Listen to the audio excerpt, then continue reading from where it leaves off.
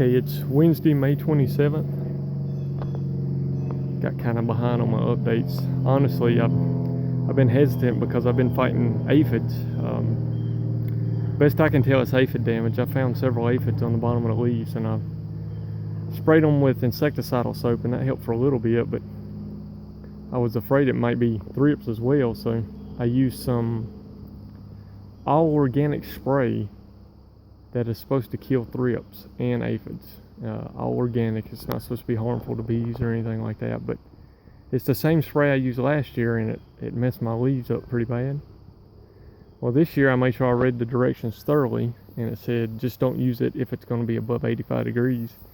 Forecast was for 82. I sprayed them, and the leaves look horrible. It kind of bleached them out, crinkled them some. So I think it's more or less you need to use it in the evening and not put it in direct sun. I think that's really what the problem is. I think the direct sun's causing the issue, but just overlook the leaves. They'll bounce back. Same thing happened last year, and within a couple of weeks they were back to normal. You can see damage on some of the leaves from the spray and also from the aphids, but I think I'm finally about to get it under control. But as you can see, they've grown quite a bit. We finally got some sun, and then man, it hasn't rained in like 3 weeks, and then last night it poured. We probably got an inch of rain last night, so that helped out a lot too. But we'll go through them real quick.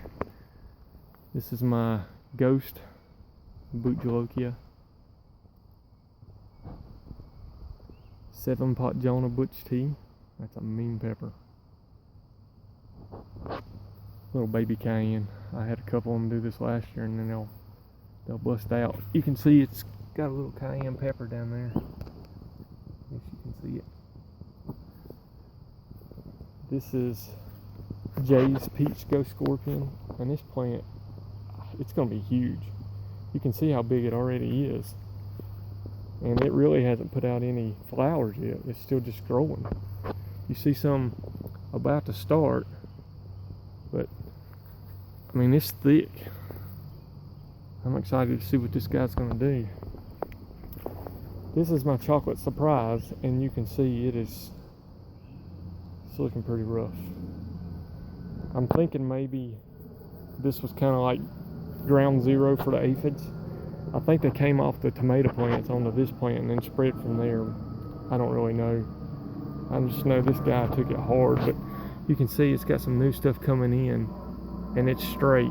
So I hope we got this under control. I've finally went and bought a pump sprayer and bought some Dr. Bronner's pure Castile soap, and mixed up my own because I was going through the little spray bottles of insecticidal soap like it was crazy.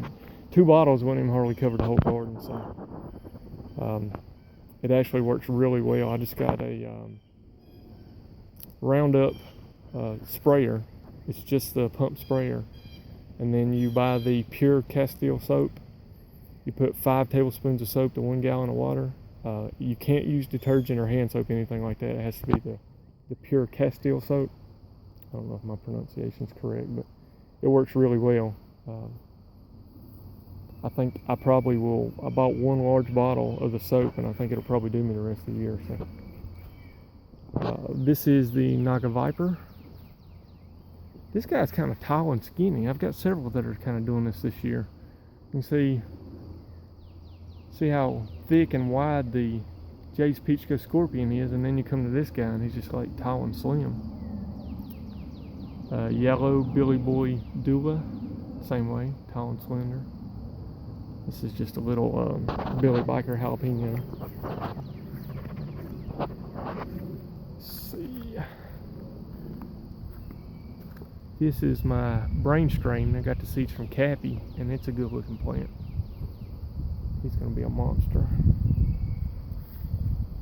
Okay, this is my 7-pot bubblegum, and if you take a peek, oh, what is that?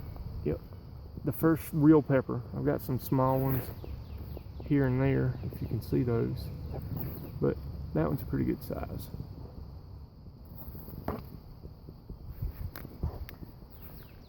Seven-pot lava. Carolina Reaper. And this is one of my nicer looking plants. This is a Jamaican hot chocolate. I think it's got a couple pods on it too. Yep. I don't know if you can see that. It's kind of creeping back there, but there's a couple in there. 7-pot Primo, and you can see what I was talking about as far as the leaves being damaged from that spray. It's the same thing that happened last year. Fortunately, it gets rid of the insects, but it's a high cost to the plants.